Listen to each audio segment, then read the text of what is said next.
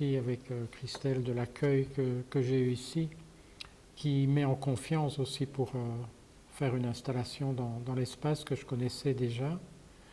Alors comment j'ai procédé? Bon, je peux dire que pour préparer l'installation, à partir du mois de novembre, j'ai refusé tout ce qui aurait pu venir pour me consacrer au travail d'atelier et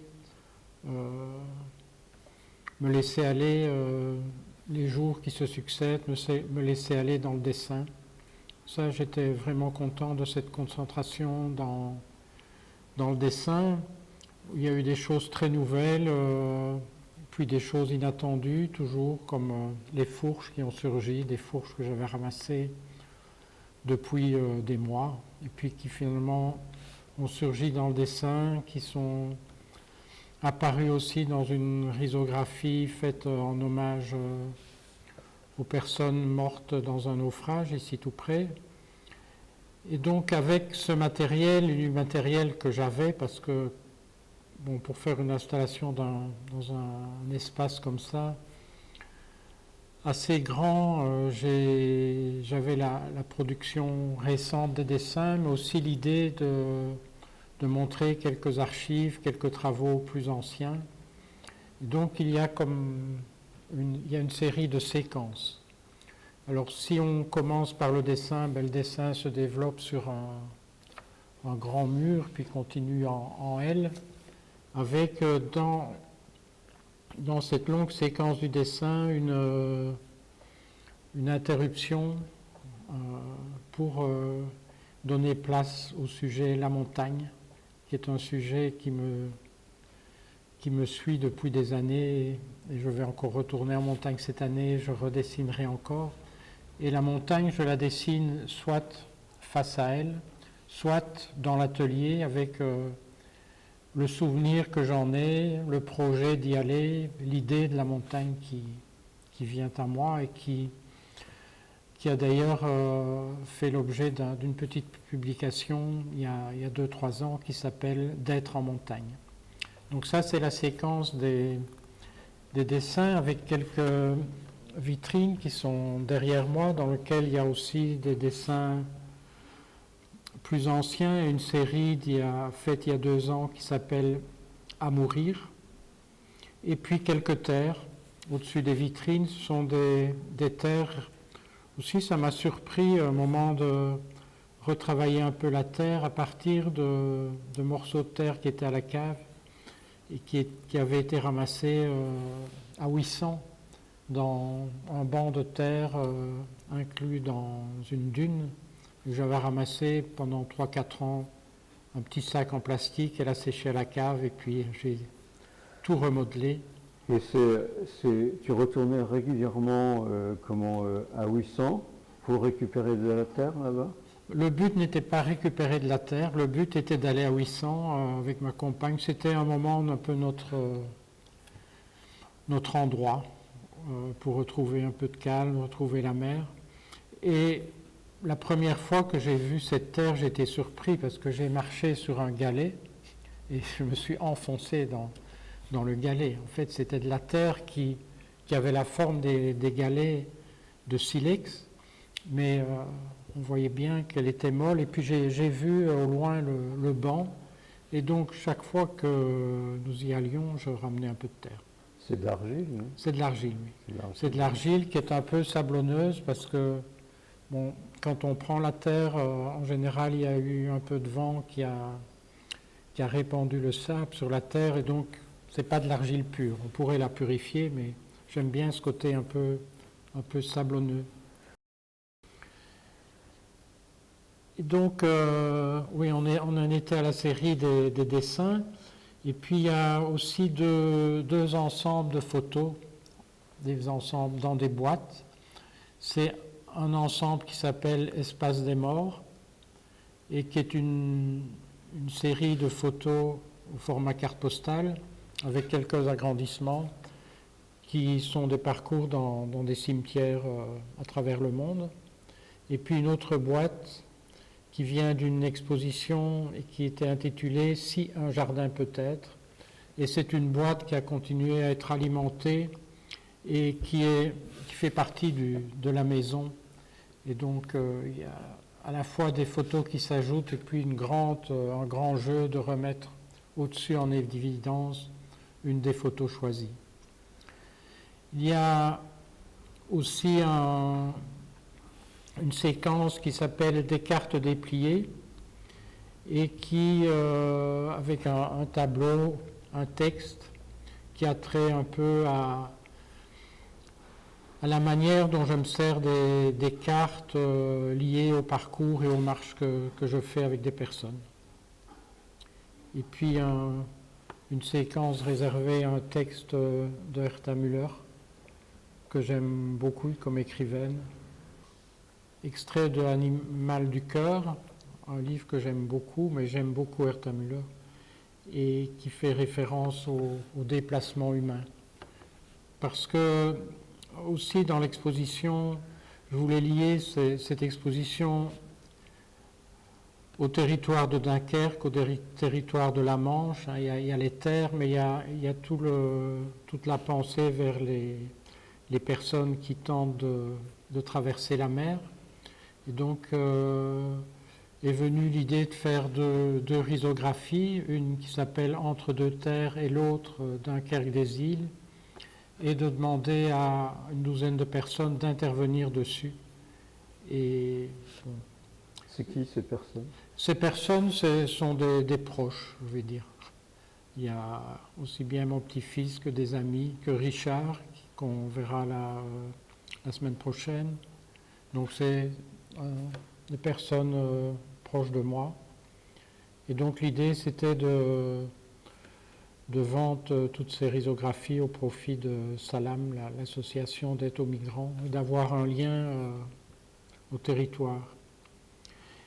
Je n'ai pas parlé non plus des vitrines, c'est-à-dire ce qui est beau dans cet espace, je trouve, c'est qu'il y a une relation directe à la rue, soit pour la personne qui est à l'intérieur ou la personne qui est à l'extérieur, mais j'aime bien cette relation. Et donc l'idée est de profiter au maximum des vitrines. Et dans les vitrines, il y a une série de documents liés à une publication qui s'appelle Pédagogie de l'espace et une autre publication Marche et Workshop. En fait, ces vitrines sont liées surtout au travail pédagogique que je fais dans les workshops et aussi aux marches que j'organise avec des personnes. Est-ce qu'on peut parler de cette œuvre qui est là-bas avec les socles de monuments? Ah oui, ça c'est une photo qui a été prise à Sidi Bel Abbès en Algérie, dans un parc. Et ce qui m'a fasciné dans ce parc, c'est des socles qui sont restés et sans les statues. C'est des socles qui datent de quelle époque? C'est des socles qui datent, à mon avis, de la fin du 19e. Et donc j'ai fait une petite recherche pour savoir où étaient les sculptures. Alors certaines ont été rapatriées dans les années 60, dans certains musées ou proches des musées de ville. Je crois qu'il y en a une à Nantes notamment. Et puis celle-là, dont on voit trois photos d'un satyre, elle a disparu. Sans doute a-t-elle été démolie. Je reviens sur ta pratique du dessin. Donc il y a des carnets, il y a des dessins qui jouent aussi sur la transparence. Oui. Est-ce que tu peux parler de ça un peu? Bon, les carnets, c'est une grande part des dessins. Enfin, les carnets, c'est surtout pendant le voyage ou aussi en atelier. J'ai dessiné les 3 premières années où j'ai repris un atelier en 2015. Je crois que les 3 ou 4 premières années, il n'y avait que des carnets. Je ne parvenais pas à prendre un papier. Et puis là maintenant, c'est différents papiers, mais le carnet est toujours présent, surtout dans le voyage. Mais pour cette installation, tous les nouveaux dessins sont, disons, hors carnet, c'est-à-dire dans des papiers récupérés à gauche, à droite. Et donc il y a finalement assez peu de carnets dans cette installation. Mais c'est une pratique que j'aime beaucoup dans le déplacement. C'est-à-dire à un moment donné, bon, comme en plus j'ai abandonné presque totalement la photo, c'est comment quelque chose appelle. On s'arrête et très vite faire un dessin, je veux dire, permet de retenir le moment et donne une présence très forte à une page qu'on peut revoir après.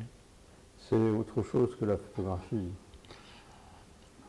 Il y a quelque chose de semblable pour moi, c'est l'appel.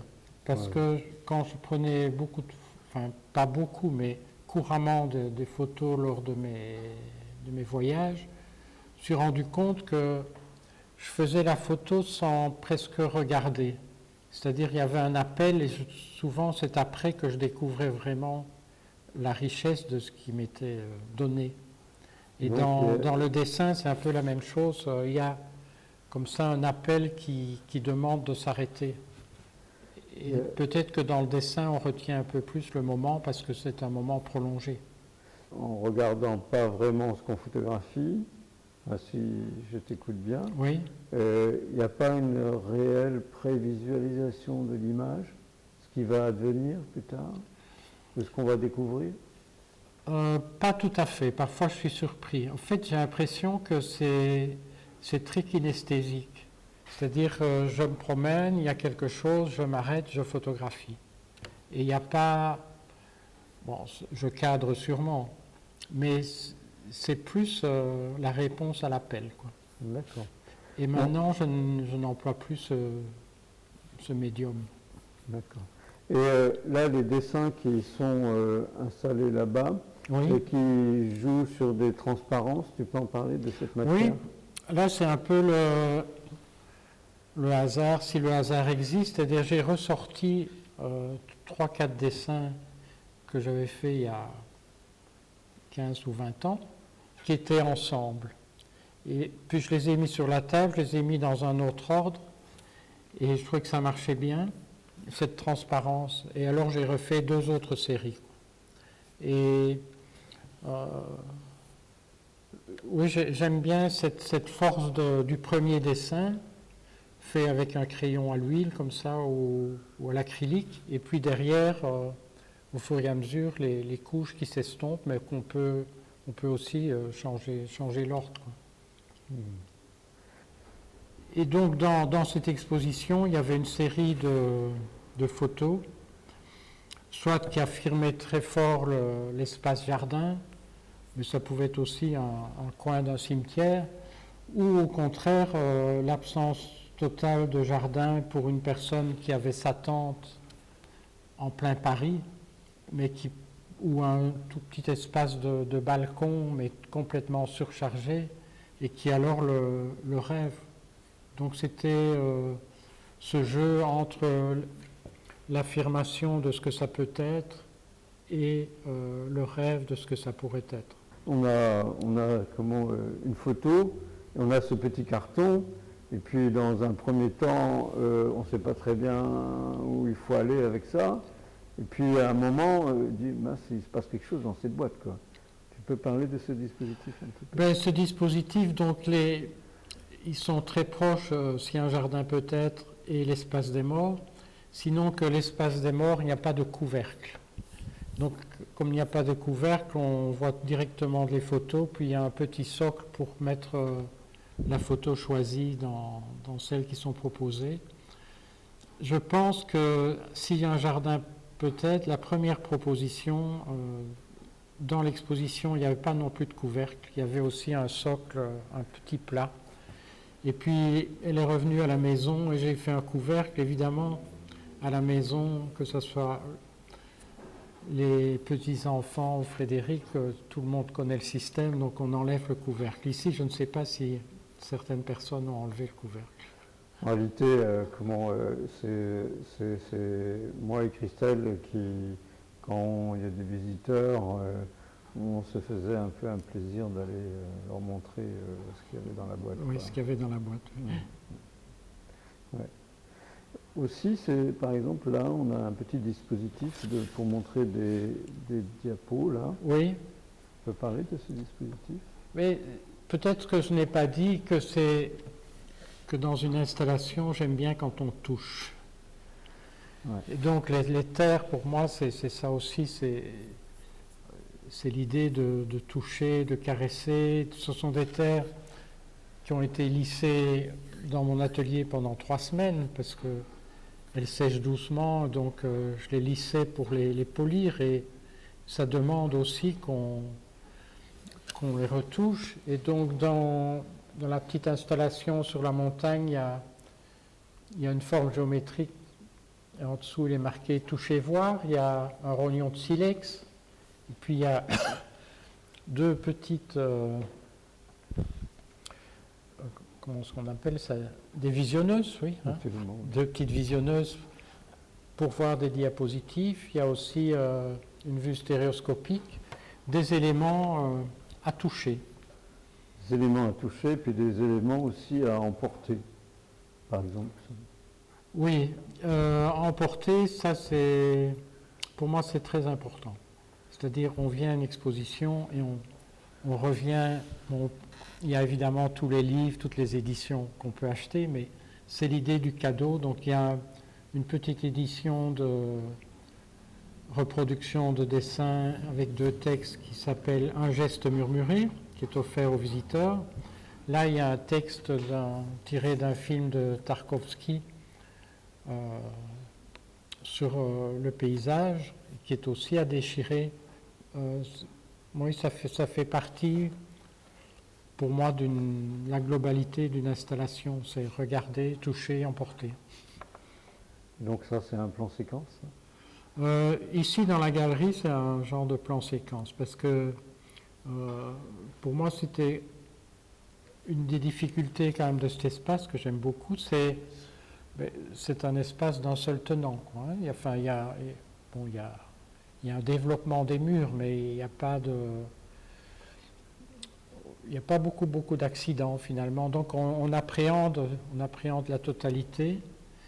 Et donc une des manières pour moi, pas de rompre, mais aussi d'avoir quelque chose au centre, c'était cette grande table avec les éditions, cette table que tu as construit entre 2 colonnes.